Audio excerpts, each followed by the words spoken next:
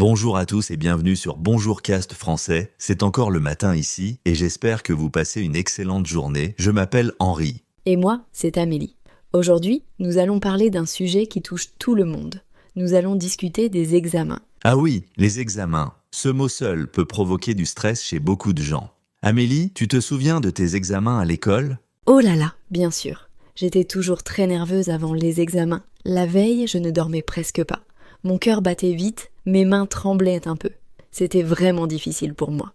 Je te comprends complètement. Moi aussi, j'avais beaucoup de stress. Mais tu sais, maintenant que j'y repense, je me demande si les examens sont vraiment la meilleure façon de mesurer ce qu'une personne sait. C'est une très bonne question, Henri. D'un côté, je pense que les examens ont leur place.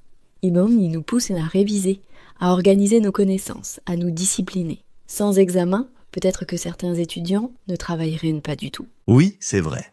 Les examens créent une motivation. Quand on sait qu'il y a une date limite, on se met au travail.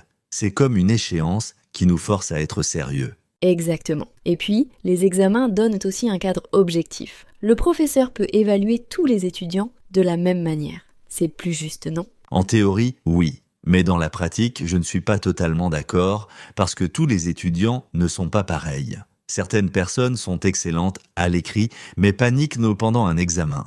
Tu as raison, un examen de 3 heures ne peut pas capturer toute l'intelligence d'une personne. C'est juste un moment dans le temps, et ce moment peut être influencé par tellement de choses.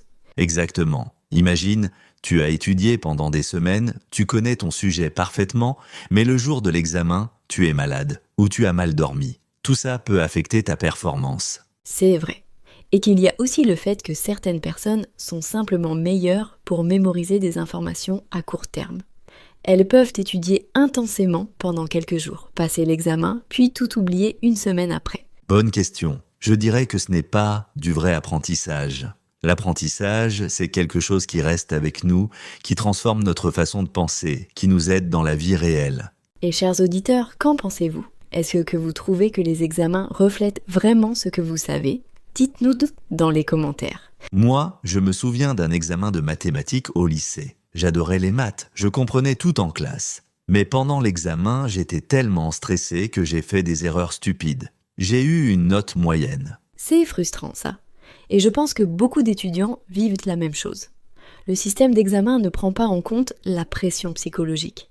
On met les étudiants dans une salle silencieuse, on leur donne un temps limité. Oui, c'est vrai. L'ambiance d'un examen est souvent intimidante. Tout le monde est assis en silence, on entend juste le bruit des stylos sur le papier. C'est stressant. Mais d'un autre côté, Henri, la vie réelle aussi a ses moments de pression. Quand on travaille, on a des deadlines, des présentations importantes. Peut-être que les examens nous préparent à ça ? C'est un argument intéressant. Les examens nous apprennent à gérer la pression, à travailler dans des conditions difficiles.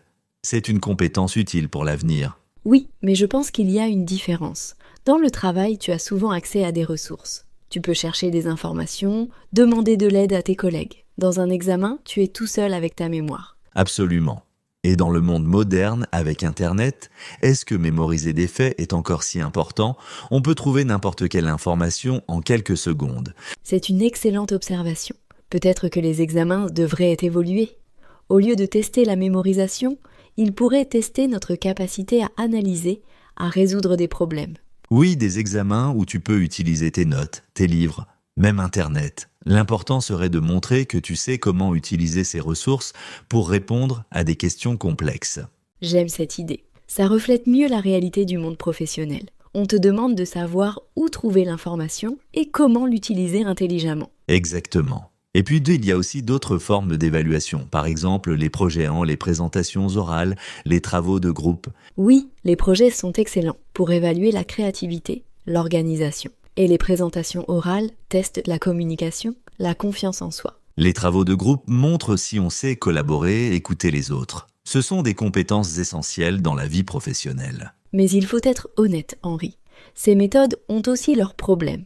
Dans les travaux de groupe, il y a toujours 1 ou 2 personnes qui font tout le travail pendant que les autres ne font rien. C'est vrai, ça. Et c'est difficile pour le professeur de savoir qui a vraiment contribué. Alors que dans un examen individuel, c'est clair. Oui, l'examen individuel a cet avantage.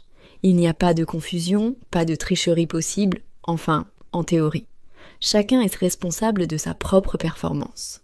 En théorie, oui, mais parlons de la tricherie. C'est un gros problème avec les examens. Certains étudiants copient, utilisent des antisèches, regardent les réponses de leurs voisins.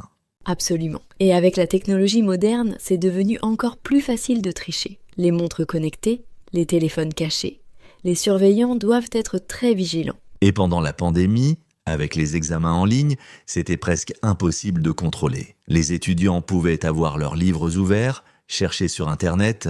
Oui, c'était un vrai défi pour les enseignants. Beaucoup ont dû adapter leurs examens, poser des questions qui nécessitent une réflexion personnelle. Et chers auditeurs, nous aimerions savoir, avez-vous déjà triché à un examen ou avez-vous vu quelqu'un tricher? Partagez votre expérience en français dans les commentaires. Moi, je n'ai jamais triché, mais je me souviens d'avoir vu des camarades le faire. Ça me mettait mal à l'aise parce que je travaillais dur pour mes notes. Je comprends ce sentiment, mais tu sais, souvent, les tricheurs ne réussissent pas sur le long terme, parce qu'ils n'apprennent pas vraiment. C'est vrai, l'examen n'est pas une fin en soi. C'est juste un outil pour mesurer l'apprentissage. Si tu triches, tu te trompes toi-même. Exactement. Et il y a aussi la question de l'éthique. Tricher, c'est mentir. Ça dit quelque chose sur ton caractère, sur tes valeurs.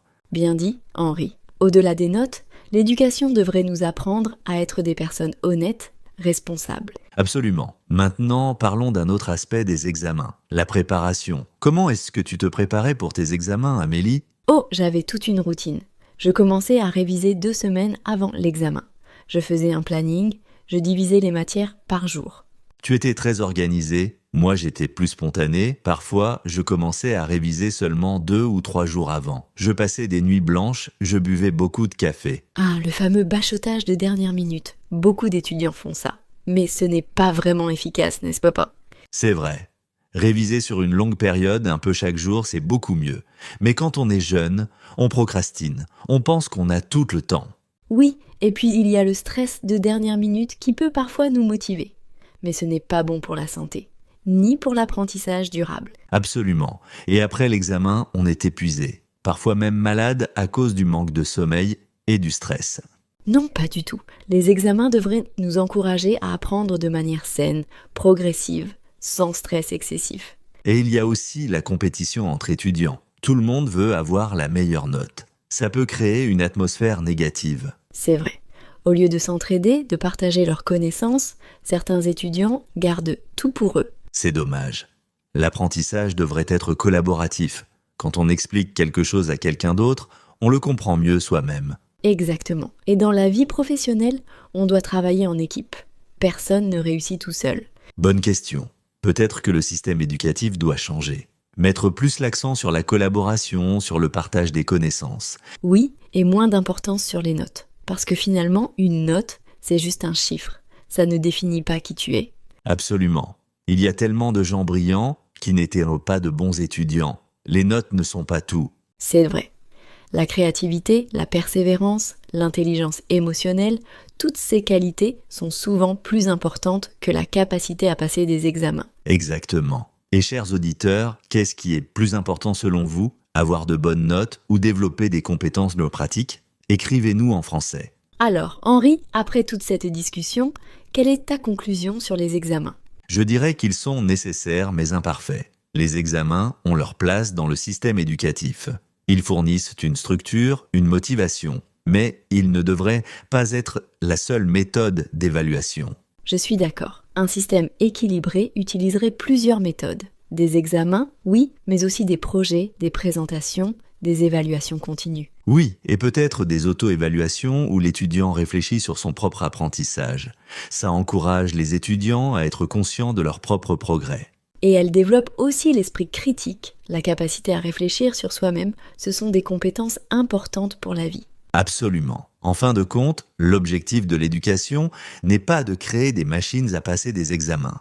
C'est de développer des êtres humains complets. Très bien dit, Henri. Les examens sont un outil, pas une fin. Ils doivent servir l'apprentissage, pas le dominer. Exactement. Et j'espère que dans le futur, le système éducatif évoluera. Des examens plus humains, plus flexibles, qui reconnaissent la diversité des talents. Moi aussi, je l'espère. Et en attendant, à tous nos auditeurs qui sont étudiants, rappelez-vous que vous êtes plus qu'une note sur un papier. Travaillez dur, mais n'oubliez pas de prendre soin de vous. Oui, votre santé est plus importante que n'importe quel examen. Dormez bien, mangez sainement, prenez des pauses. Et surtout, aimez ce que vous apprenez. L'apprentissage ne devrait pas être une souffrance. Il devrait être une joie, une découverte. Absolument. Merci à tous de nous avoir écoutés aujourd'hui. Nous espérons que cette conversation vous a donné matière à réfléchir. Et n'oubliez pas de partager vos opinions dans les commentaires. Nous adorons vous lire et c'est une excellente façon de pratiquer votre français. C'est tout pour aujourd'hui. Nous vous souhaitons une excellente fin de matinée et une belle journée. À très bientôt sur Bonjour Cast Français. Prenez soin de vous et continuez à apprendre avec plaisir.